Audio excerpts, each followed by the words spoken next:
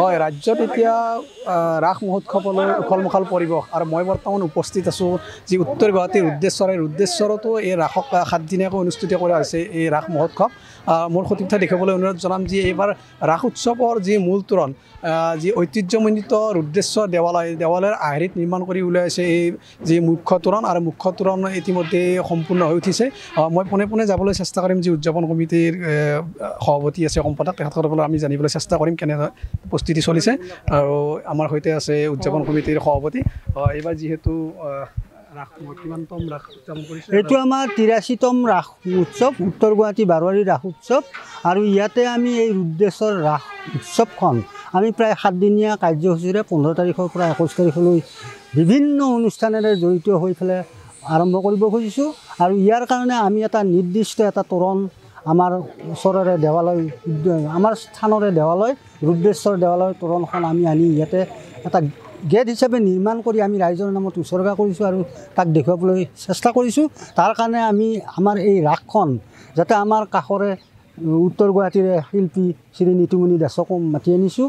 আনি পেলাই তেওঁক আমি আজি 1 মাহ ধৰি আমাৰ এই কামটো কৰিবলৈ চেষ্টা কৰি আমি আমাৰ ৰাসখন সাফল্যমণ্ডিত কৰি পেলাই ৰাইজক দেখুৱাবলৈ চেষ্টা। উত্তৰ গুৱাহাটী যিহেতু একমাত্ৰ এইখন ৰাস, কিমান ভক্তৰ সমাগম? ইয়াতে প্ৰায় আপোনাৰ একো নহ'লেও এসপ্তাহত আমাৰ প্ৰায় ডেইলি আমাৰ 20,000 30,000 মানুহৰ দৰ্শন হয়।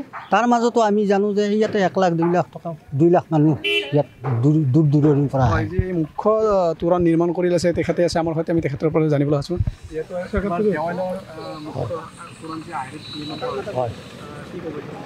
হয়, এই স্বৰ্গ ৰজা আপোনাৰ প্ৰমত্ত সিংহই এই মন্দিৰটো তেওঁৰ পিতৃ ৰুদ্ৰসিংহৰ স্মৃতিত বনাইছিলে। গতিকে বৰ্তমান মন্দিৰটো পৰিত্যক্ত অৱস্থাত আছে, কিন্তু আমি তথাপিতো ইণ্টাৰনেটৰ পৰা ফটো সংগ্ৰহ কৰি এই মন্দিৰটো এটা সম্পূৰ্ণ ৰূপ দিবৰ কাৰণে চেষ্টা কৰিছোঁ। এই মন্দিৰটো বনাওঁতে আমাৰ বাঁহ, কাঠ, প্লাইবোৰ্ড ইত্যাদি বস্তু দি আমি মন্দিৰটো আটকধুনীয়া কৰিবৰ কাৰণে চেষ্টা কৰিছোঁ। কিমান টকা নিৰ্মাণ কাৰ্য, কিমান টকাৰ কাৰ্য কৰাইছে? এইটো আমাৰ আপোনাৰ প্ৰায় 4 লাখ মান টকাৰ ভিতৰত বাজেট হ'ব। এতিয়াও আমাৰ এতিয়ালৈকে এনেই আমাৰ এইটো তোৰণৰ পৰা গোটেই যিখিনি আমাৰ কাম আছে সেইখিনি আমাৰ 4 লাখ মান টকাৰ বাজেট হয়। হয়, যি ৰাস উৎসৱ 4 লক্ষাধিক টকাৰ ব্যয় সাপেক্ষে ৰাস নিৰ্মাণ কৰিব আৰু 7 দিনীয়াকৈ অনুষ্ঠিত হ'ব কাইলৈৰ পৰা এই উত্তৰ গুৱাহাটী ৰাস মহোৎসৱ। জুবিন গাৰ্গৰ গীতসমূহৰ ওপৰত আধাৰিত গানে কি আনে নামৰ এটা সুন্দৰ অনুষ্ঠান আপোনালোকৰ ওচৰলৈ আহি আছে অতি শীঘ্ৰে।